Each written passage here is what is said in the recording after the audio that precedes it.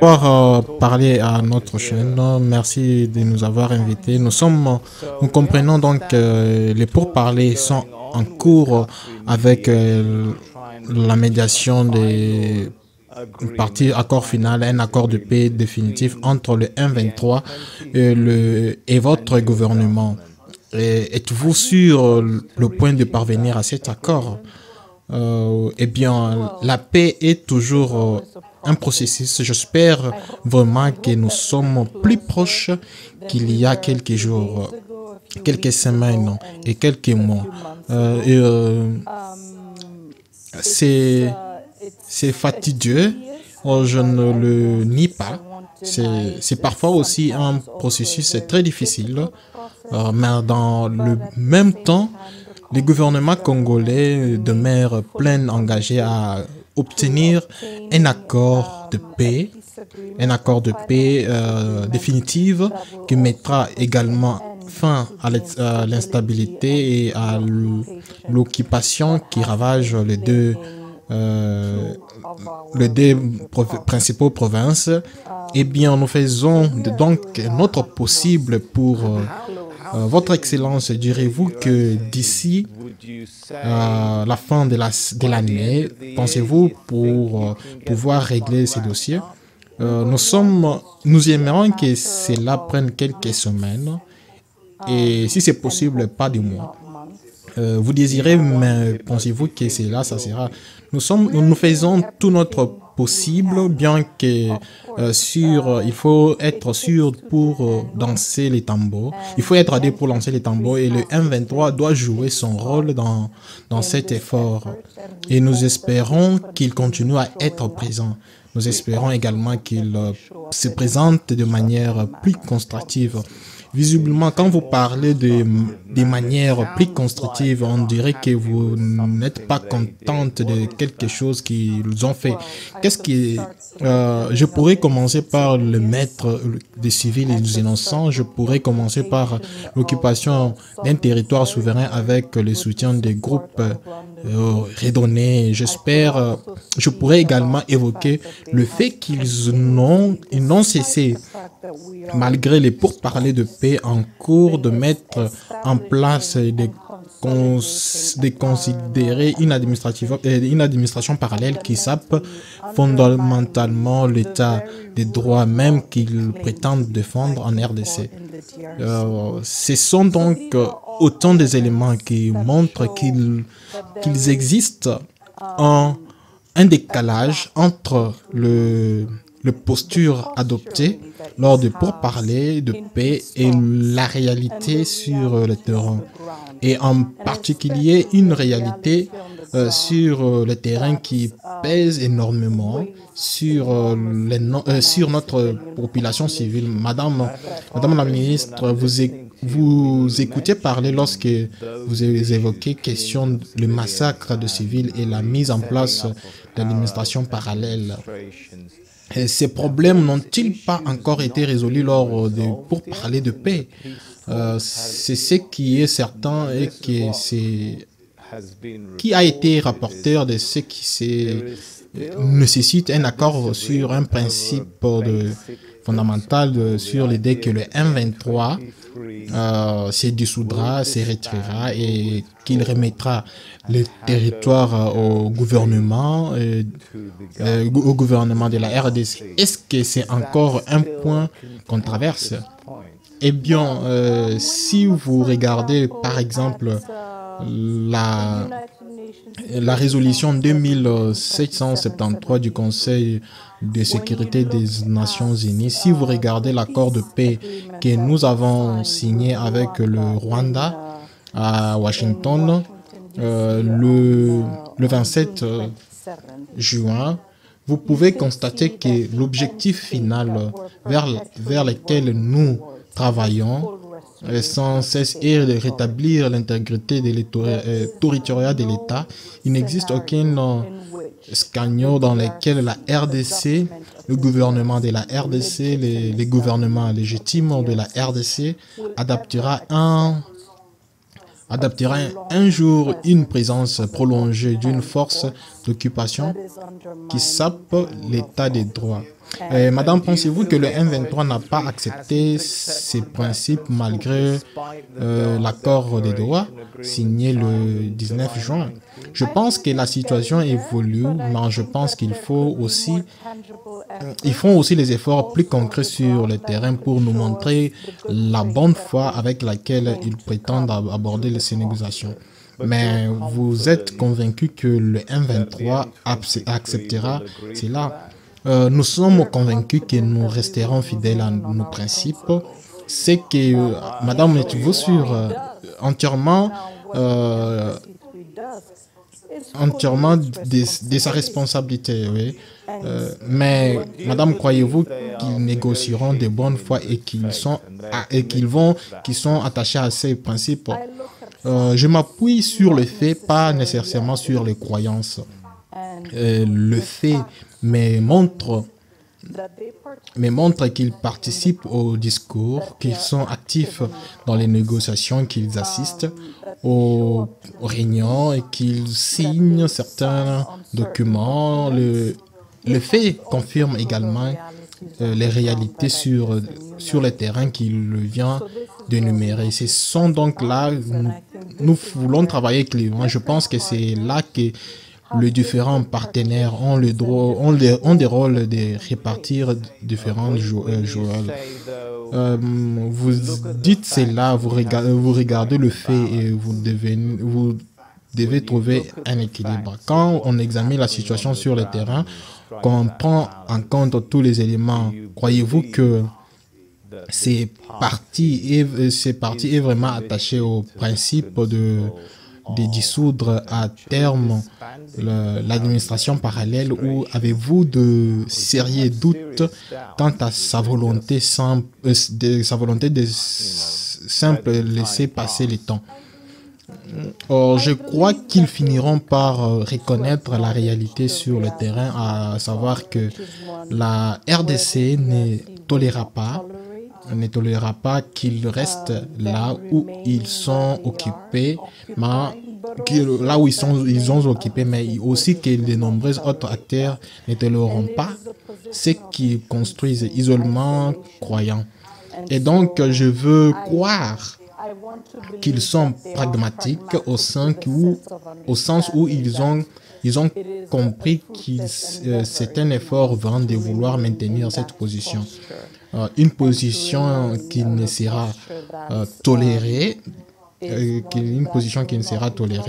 ni par le gouvernement congolais, ni par la communauté internationale. Le 14 octobre, Madame, la RDC et le M23 ont convenu de former un organe de surveillance pour superviser un cessez-le-feu. Mais les combats continuent, n'est-ce pas? À votre avis, quand ce cessez-le-feu va-t-il réellement entrer en vigueur? Du côté du gouvernement congolais, nous sommes attachés à cette cessez-le-feu. D'autre part, nous sommes également dans une posture où nous devons défendre notre territoire, dans une posture où nous devons nous assurer que les forces d'occupation, et quand je parle de forces d'occupation, je ne parle pas seulement du M23, car nous savons que le M23 est accompagné et soutenu par les forces de défense rwandaises. Nous ne pouvons pas permettre que les territoires qu'ils occupent déjà soient anéantis. Alors, qu'est-ce qui retarde le cessez-le-feu? Toutes les parties disent qu'aujourd'hui, c'est la date prévue. Si vous êtes prêts, persévérez-vous en un retard ou un manque de volonté ou un désir de la partie du Rwanda ou du M23 quant à leur position? Leur posture sur le terrain les montre. Alors lorsqu'ils seront prêts à cesser les combats, nous serons prêts à cesser les combats, nous aussi. L'air, avez-vous dit que nous devons un cessez-le-feu immédiat et avez-vous reçu une réponse négative? Je ne suis pas impliqué dans ces conversations directes où je confronte le M23 avec une telle question, mais notre position a toujours été que nous voulons épargner autant de vies civiles que possible, qu'un cessez-le-feu serait nécessaire pour y parvenir. Ou pour créer un environnement plus protecteur. Je crois que le M23 n'a absolument aucun doute sur la position du gouvernement congolais à cet égard. Madame, qu'est-ce qui a retardé l'échange des prisonniers? J'ai dit toujours qu'on signe un contrat, mais c'est là que le vrai travail commence. Et ce sont des choses qui ne sont pas tolérées, visiblement. Ou évidemment, pour le public, bien, que ces mécanismes aient été mis en place, de nombreuses étapes techniques doivent être prises en compte et c'est concrétisé, que ce soit du côté du gouvernement congolais ou du côté du M23. De notre côté, nous mettons tout en œuvre pour nous préparer techniquement et opérationnellement à un échange de prisonniers. Madame, je pense que vous connaissez les critiques. J'en suis du côté d'adverse, à savoir que la RDC ne veut tout simplement pas libérer ou échanger ces prisonniers que vous considérez comme des criminels ayant commis des crimes. Et c'est bien là le problème. Mais il ne faut pas confondre l'échange de prisonniers et l'impunité. Et je pense que là, le M23 peuvent avoir des attentes qui ne répondront pas à la réalité. Ce n'est pas parce que nous sommes engagés dans une logique d'échange de prisonniers que nous échangeons dans quoi? Nous nous engageons dans quoi? Impunité totale pour les massacres, le viol, le pillage. Je pense que ce sont là les questions fondamentales sur lesquelles le M23 devrait peut-être se livrer à une interrogation et mieux comprendre ce que signifie être partie prenant à un processus de paix qui a l'ambition de créer une paix durable. Et nous avons tous tiré des leçons, et non seulement l'histoire de la RDC, mais si vous regardez nos voisins, si vous regardez au-delà de nos voisins, si vous regardez tant d'autres régions et continents, vous constatez que on ne peut pas bâtir la paix durable sur l'impunité. Et le M23 doit les comprendre. Madame, ce point n'a peut-être pas été suffisamment clarifié dans l'accord, car il révèle du bon sens, n'est-ce pas? Il faudra dire, vous ne devez pas vous en tirer à les tuer. Vous ne devez pas peut-être récompenser absolument, mais pensez-vous que l'accord était peut-être trop vague en mentionnant que des échanges de prisonniers? Eh bien, vous savez, notre position sur la question de l'impunité a toujours été très claire. Avant même que le M23 ne reprenne sa rébellion ou que la rébellion du M23 ne soit relancée par le Rwanda, le président Tshisekedi a toujours été très clair. Nous ne pouvons pas construire une paix durable dans l'est de la RDC ni dans d'autres parties de la RDC sans justice. D'accord. Alors, à votre avis, madame, quand pouvez-vous échanger des prisonniers? On parle de semaines, de mois. Et si cela n'a tenu qu'à moi, si cela ne tenait qu'à moi, nous aurons conclu un accord hier. Je ne projette donc pas uniquement du point de vue des ambitions que nous avons en tant que gouvernement. Je suis conscient de l'existence du parti qui nous fait face. Encore une fois, nous préférons que cela se produise en quelques semaines et non en plusieurs mois. Et cela dépend de la posture et de l'attitude du M23 et de négociation. Et cela s'implique-t-il également en ce seul effet? Avez-vous la moindre idée? Pouvez-vous indiquer à nos téléspectateurs dans quelle semaine ou dans quelques mois vous réenvoyez le cessez-le-feu? Sera-t-il en place? Avez-vous des attentes particulières? Le plus tôt sera mieux, mais à ce stade, il serait difficile et on serait trop optimiste ou trop ambitieux de donner une date précise.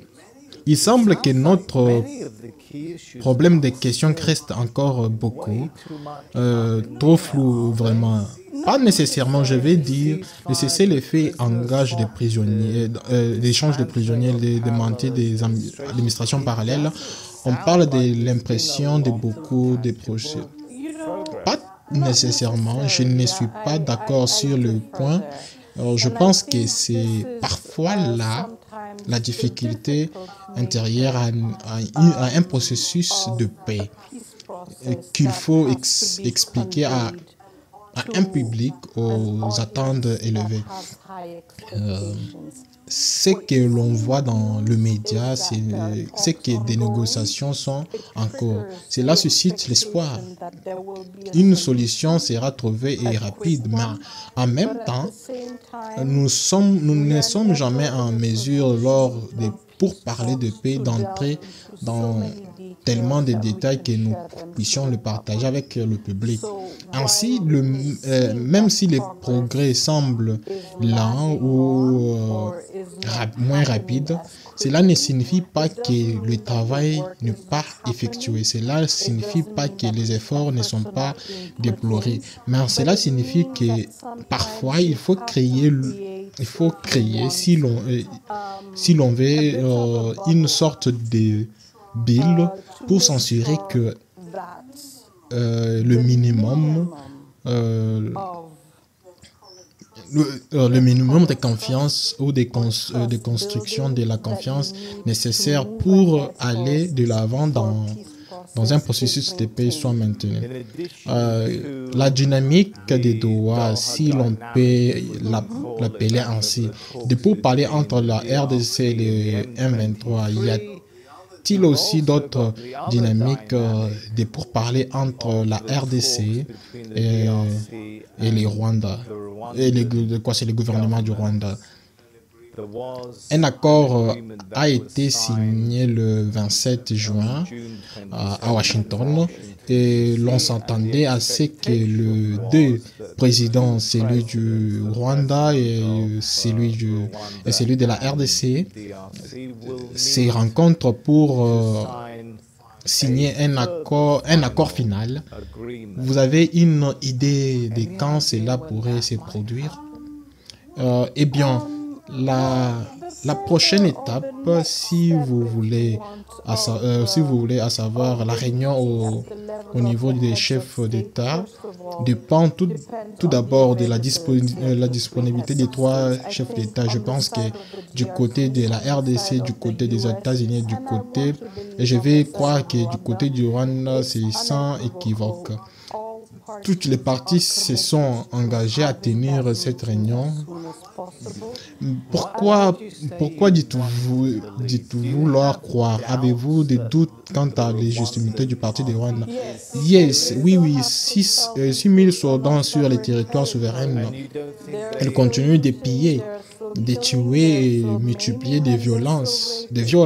C'est la réalité. Cela signifie qu'ils ne sont pas engagés dans les recherches d'une solution durable, d'où dans un processus pas de nécessaire vouloir faire la paix, génocide et autres, un accord bénéfique du côté en espérant qu'il soit le bon. Vous voulez leur accorder le bénéfice du doute, mais quand quand on regarde la réalité de leurs actions, on ne croit pas vraiment que le Rwanda soit sincère dans sa volonté de faire la paix. J'ai fait confiance à l'organisation. J'ai fait confiance à l'organisation. Je suis convaincu que pour une fois dans l'est de la RDC, la région de Grand Lac, nous avons des acteurs véritables engagés qui disposent leurs leviers, qui sont prêts à activer, qu'ils ont des points de pression, que ce soit sur la RDC, le Rwanda et d'autres parties, qu'ils peuvent demander de leur compte à partir. Madame, cela donne l'impression que vous comptez sur les médiations ou les acteurs extérieurs pour exercer de pression sur le Rwanda plutôt que sur l'engagement sérieux des Rwanda en faveur de la paix. Ai-je bien compris? Ce n'est pas le premier accord que nous signons dans la région de Grand Lac. Et en tant que regardant pourquoi tant d'autres ont échoué, c'est à cause d'un manque de responsabilité. Et je pense que c'est l'engagement des États-Unis et du Qatar joue un rôle beaucoup plus important que par le passé. Nous devons être conscients du fait que nous sortons de 30 ans de conflits. Du côté de la RDC, au cours des 30 décennies d'années, nous avons eu de différents gouvernements, nous avons eu de différents présidents du côté Rwanda. Il y a eu une continuité tolérable. Madame, croyez-vous toujours alors que certains responsables de la RDC ont affirmé, à savoir que le Rwanda souhaite simplement démembrer ou séparer la partie orientale de la RDC. Voilà leur véritable objectif. Ne s'agit-il pas de parvenir à un accord de paix qui entraîne le démantèlement du M23 et du groupe? Croyez-vous toujours cela ou votre opinion sur la position du Rwanda a-t-elle changé sur la poursuite des discussions? Je ne vais pas spéculer sur ce que le Rwanda veut ou ne veut pas. Eh bien, vos représentants l'ont déjà dit. Ils ont déclaré croire que le Rwanda voulait percer la partie orientale de la RDC. Au-delà de la croyance, on connaît ce que nous savons, c'est que notre territoire restera intact. Notre territoire ne sera pas menacé malgré les efforts ou les tentatives qui pourraient venir. Dans quelques côtés mais savez-vous que le Rwanda ne souhaite pas se séparer de la partie orientale de la RDC? Je pense que les dernières années nous ont fourni de nombreuses preuves et de nombreux exemples qui pourraient nous amener à croire que c'est bien là le cas. Madame, comment pouvez-vous nous entamer pour parler sérieux avec une autre partie si vous pensez qu'il ne fait que vous faire perdre le temps avec ces séductions? Pourquoi, excusez-moi d'insister,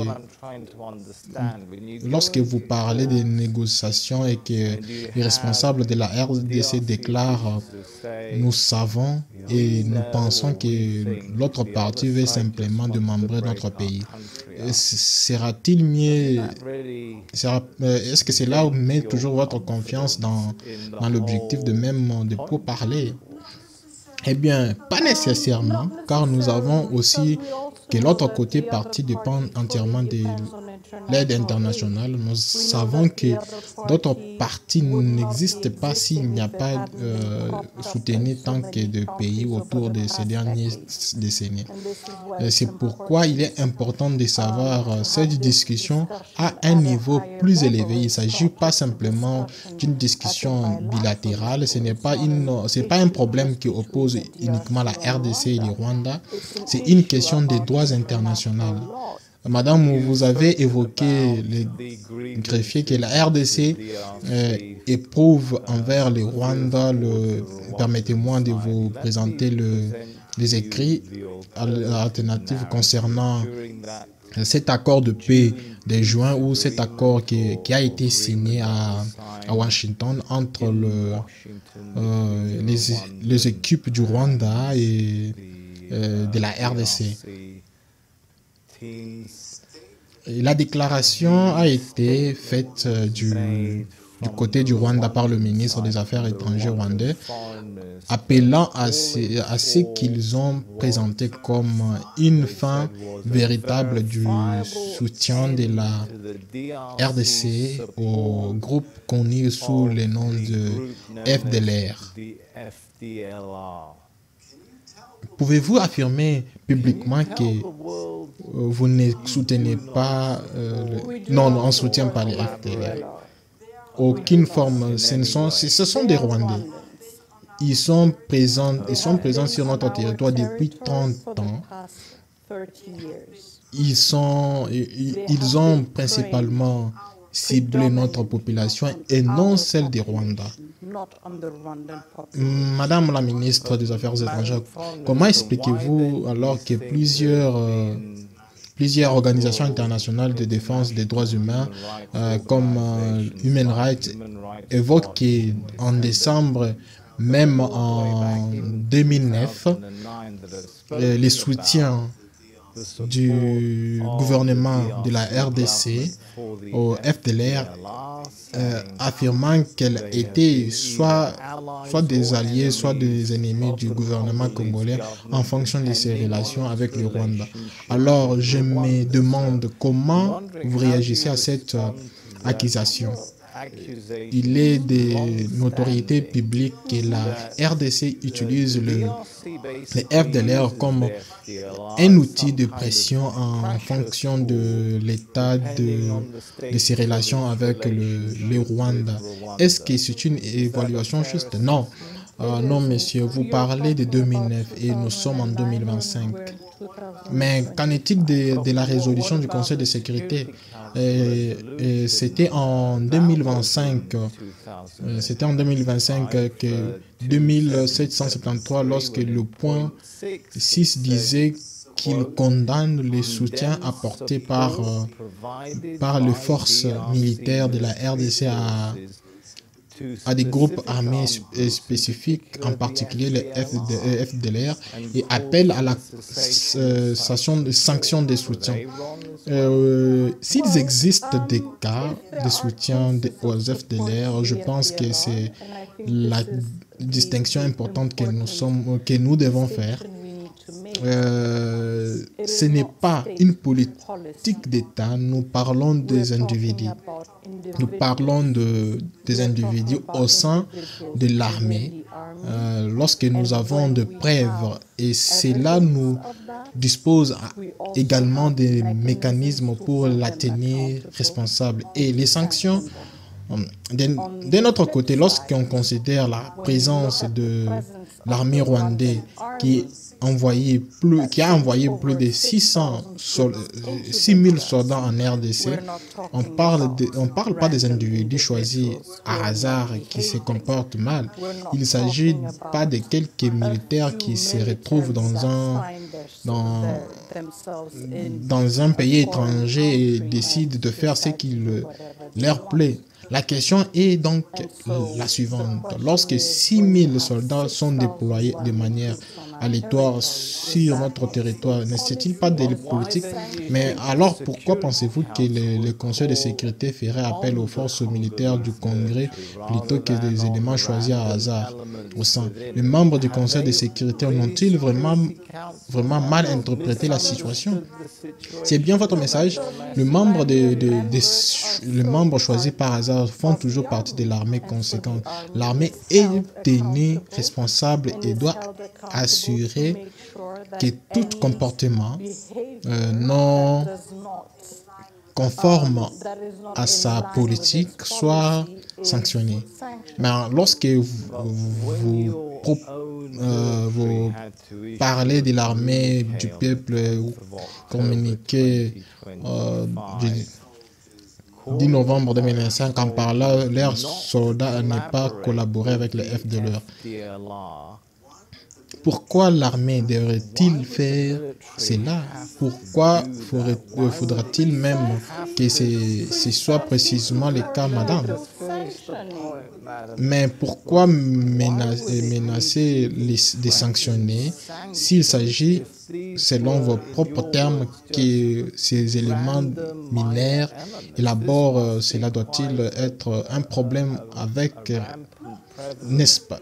Pas nécessairement, non. Je vais dire que le fait que vous soyez impliqué sur le fait que quelque chose n'est pas toléré n'indique pas que nécessairement l'ampleur du problème. Le fait que vous mentionnez un problème ne signifie pas qu'il s'agit d'un problème d'une certaine ampleur. Ce qui est clair ici, c'est que nous sommes notre communiqué clair au public et notre force armée, aucune force de discrétion ne sera plus tolérée. Avons-nous déjà vu quelque chose de ce genre en provenance du Rwanda? Peut-être aux 6000 soldats qui sont encore en RDC. N'entrez pas sur un territoire qui n'est pas le vôtre, ne violez pas, ne pillez pas, ne prenez pas de minerais, ne tuez pas, ne vous emparez pas de terres. Nous n'avons constaté aucune réaction institutionnelle du côté du Rwanda face à la violence de l'ère militaire sur notre territoire et à l'occupation manifeste de notre territoire. Dans ces mêmes communiqués,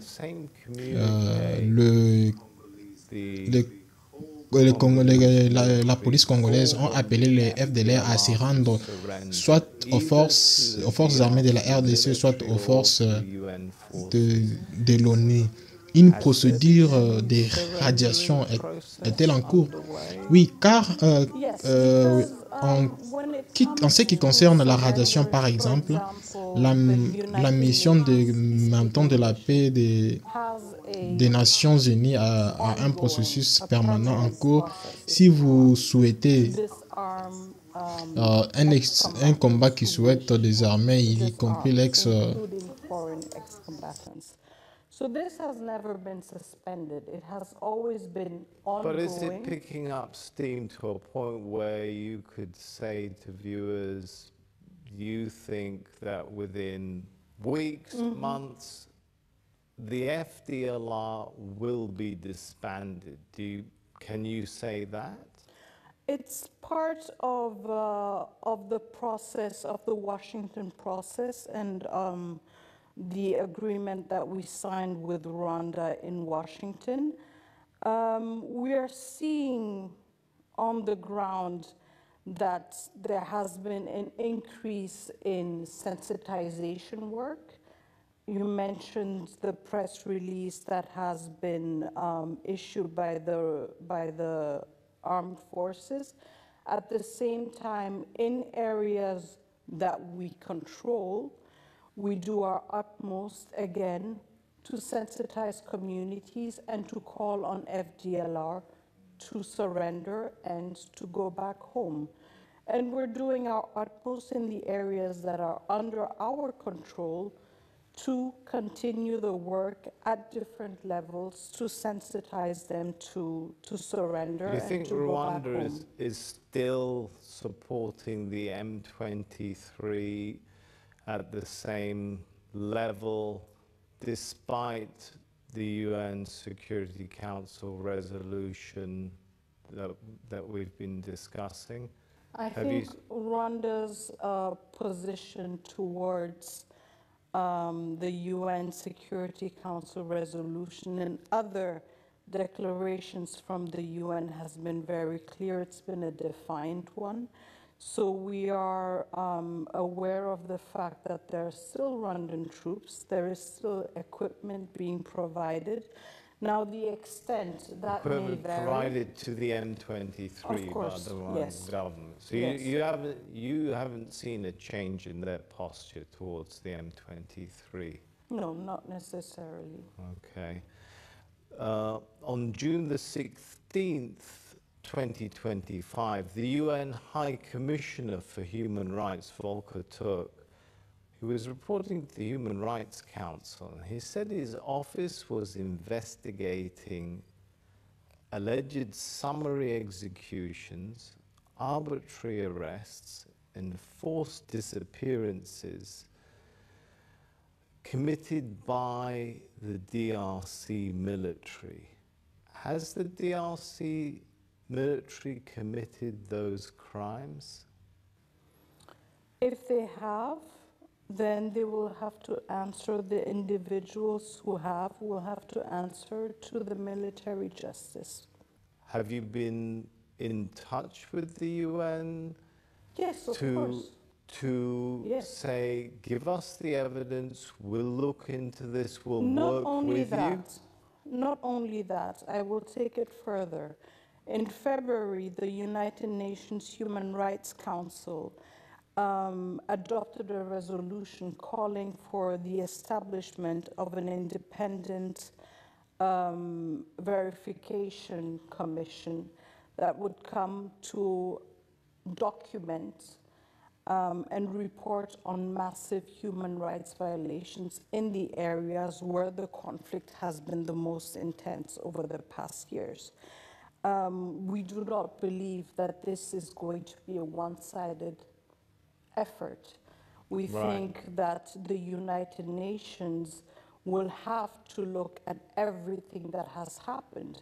And we And have to be been, fair to the UN, they have spoken about abuses committed by the M23, and so have several international human rights organizations. So there's been a lot of criticism exactly, on and the we other have side been, as well. we have been continuously in a constructive dialogue with the United Nations on this matter.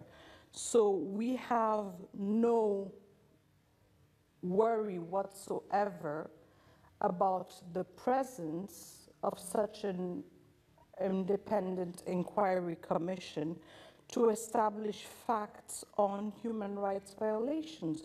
And we will take our share of the responsibility. We will make sure that we put in place the mechanisms that are necessary to provide justice for those who have been wronged. Now, this verification or this independent commission was to be preceded by a verification team that conducted visits in Eastern DRC. But for your information, the M23 refused them access in the areas they occupied. Okay, but if you're happy to work with investigators, I think if I boil down what you're saying, why then have we have reports by some of the international human rights organizations like Amnesty International, like Human Rights Watch. They've documented what they say are atrocities by the M23, but also by the Congolese forces. Amnesty, August 20th, talking about rapes committed by soldiers, Congolese soldiers, before the fall of Bukavu. Human Rights Watch, September 15th, talking about Congolese soldiers opening fire and killing unarmed protesters. But perhaps one of the concerning points is Amnesty says on July 18th it requested information from the Congolese military but got no response. Why would you not work with them? Well, I mean, this is something I would have to cross-check on, specifically in this particular case. But again, as I said, especially when it comes to the United Nations, which is our natural, if you want, or our more permanent interlocutor, we are in a constructive dialogue. We are in a constructive dialogue, which means that sometimes we also are willing to listen to truths that may be difficult to digest, but also that we are able and confident about reaching out to the United Nations to work together on certain issues and to see how they can be redressed. So I think this is the critical aspect